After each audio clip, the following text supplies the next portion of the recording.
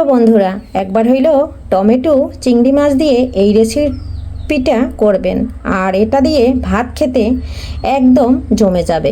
অল্প একটু হইলে নিমেষে প্লেটের ভাত শেষ হয়ে যাবে।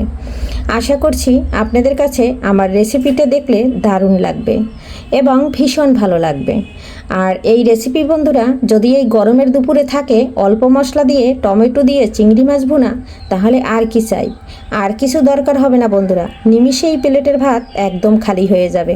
তবে আর দেরি না করে এখন এই জলদি জলদি রেসিপিটা তৈরি করে নেই। নমস্কার বন্ধুরা, সবাই কেমন আছেন? আমি পাপড়ি চলে আসলাম কিচেন অ্যান্ড ব্লগ থেকে আপনাদের মাঝে একটা চিংড়ি মাছ এবং ঢেঁড়সের বন্ধুরা টমেটোর রেসিপি। টমেটো কুচি কুচি করে কেটে নিয়েছি, আর এখানে অনেকগুলো চিংড়ি মাছ নিয়েছি, প্রায় 250 গ্রামের উপরে। এটা দিয়ে আর পেঁয়াজ দিয়ে হবে ভুনা। এখানে কিন্তু আমি আর কোনো ধরনের মশলা ব্যবহার করব না, তবে সঙ্গে থাকুন, দেখতে থাকুন। কড়াইতে তেল দিয়ে জিরে দিয়েছি, এখন আমি পেঁয়াজটা দিয়ে দিচ্ছি। পেঁয়াজটা দিয়ে একটু নেড়ে ছেড়ে দিচ্ছি। পেঁয়াজটা ফ্রিজের ফ্রোজেন করা, একদম একটু নেড়ে ছেড়ে দিয়ে এর ভিতরে মশলাটা দিয়ে কষিয়ে নেব, কারণ এখান থেকে হালকা একটু জল বেরোবে, কারণ ডিপ ফ্রিজে রেখে দেওয়া পেঁয়াজ। আর এই অল্প পেঁয়াজ দিয়ে এই রেসিপিটা করে নেব। পেঁয়াজের মধ্যে দিয়ে দিচ্ছি পরিমাণ অনুযায়ী হলুদ, আর দিয়ে দিচ্ছি মরিচ, দিয়ে দিচ্ছি একটু ধনে ও জিরার গুঁড়ো। এটা দিয়ে খুব সুন্দর করে একটু নেড়ে ছেড়ে নিচ্ছি। আর বন্ধুরা, এই যে দেখুন নেড়ে ছেড়ে নিয়ে এখন এখানে হালকা একটু জল দিয়ে দেব। সামান্য একটু জল দিয়ে দিয়েছি যাতে মশলার কালারটা নষ্ট না হয়। এখন আমি একটু জালটা বাড়িয়ে দিয়ে চিংড়ি মাছগুলো দিয়ে দেব। চিংড়ি মাছগুলো দিয়ে দিয়েছি। এখন আমি মশলা এইটার সাথে খুব সুন্দর করে কষিয়ে নেব, যেহেতু এটা ডিপ ফ্রিজে ছিল। আর চিংড়ির সাইজটা মোটামুটি বড়। আর এভাবে আমার ছেলেকে যদি আমি চিংড়ি মাছ দিয়ে টমেটো বা যে কোনো কিছু রান্না করে দিই ভুনা ভুনা করে, ও খুব মজা করে খায়। বন্ধুরা, একদম মশলাটা খুব সুন্দর করে কষিয়ে নিয়েছি। এই পর্যায়ে এখানে দিয়ে দেব লবণ। লবণটা দিয়ে দিচ্ছি। এখন দিয়ে দেবো টমেটো কেটে রাখা। লবণটা দিয়ে খুব সুন্দর করে মিশিয়ে নেব। এখন ঢাকনা দিয়ে ঢেকে টমেটোটা একদম গলিয়ে ফেলব। জল কিন্তু আর দিচ্ছি না বন্ধুরা, এই জলেই হয়ে যাবে। ঢাকনা দিয়ে ঢেকে দিচ্ছি। বন্ধুরা, এই যে একটু ঢাকনা দিয়ে ঢেকে নিয়েছিলাম, টমেটোটা একদম সিদ্ধ হয়ে গেছে। এখন আমি একটু নেড়ে ছেড়ে দিচ্ছি। আর এটা রান্না করতে কিন্তু একদম অল্প সময় লাগে।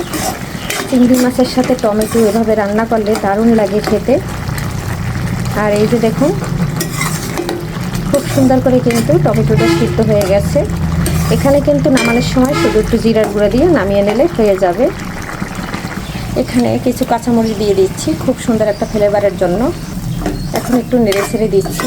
আর বন্ধুরা, এখানে কিন্তু কোনোভাবে কোনো জল ব্যবহার করতে হয়নি, এমনিই কিন্তু অনেক জল বের হয়েছে।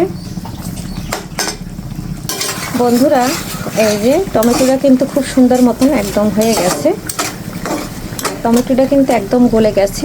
এই অবস্থায় আমি একটু জিরার গুঁড়া দিয়ে দিচ্ছি।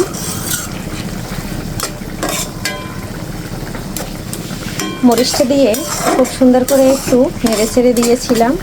মরিচটাও কিন্তু একদম সিদ্ধ হয়ে গেছে। খুব কম মশলা দিয়ে রান্নাটা করে নিলাম। এখানে এখন সামান্য একটু জিরার গুঁড়া দিয়ে দিচ্ছি।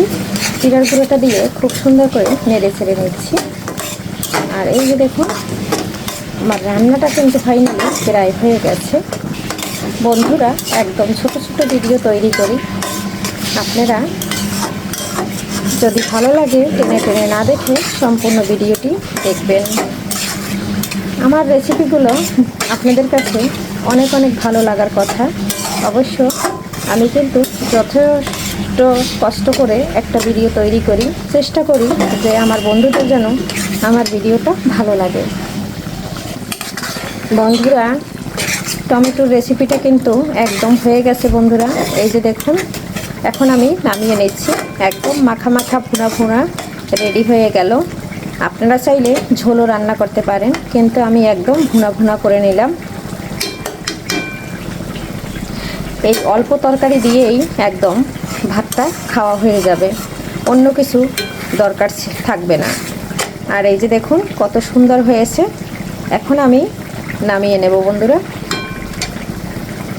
বন্ধুরা, এই যে এখন আমি টমেটো ভুনাটা নামিয়ে নিচ্ছি আর খুব সুন্দর করে ফাইনালি বন্ধুরা নামিয়ে নিয়েছি। আর এই যে দেখুন রান্নাটা যেরকম দেখতে লোভনীয় হয়েছে, খেতে কিন্তু অপূর্ব লাগবে।